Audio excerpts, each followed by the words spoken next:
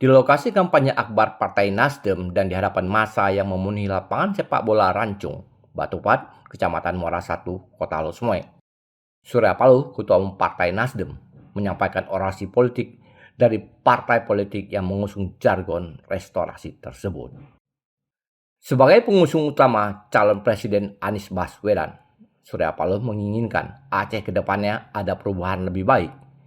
Dirinya mengatakan jika Anies jadi presiden, maka dirinya meminta prioritas utama bagi Aceh harus terbebas dari stempel daerah termiskin dalam tempo sesingkat-singkatnya.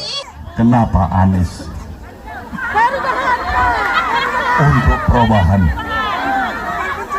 Apa artinya untuk Aceh kalau Anies bisa terpilih? Apa artinya? Ada perubahan di Aceh? Maka insya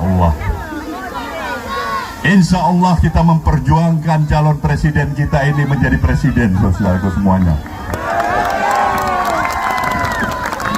Sebagai pengusung yang utama mencalonkan seorang Anies Baswedan, saya akan minta sungguh-sungguh prioritas kerja kebijakan kalau jadi presiden dalam waktu yang sesingkat-singkatnya, bebaskan Aceh dari stempel wilayah miskin.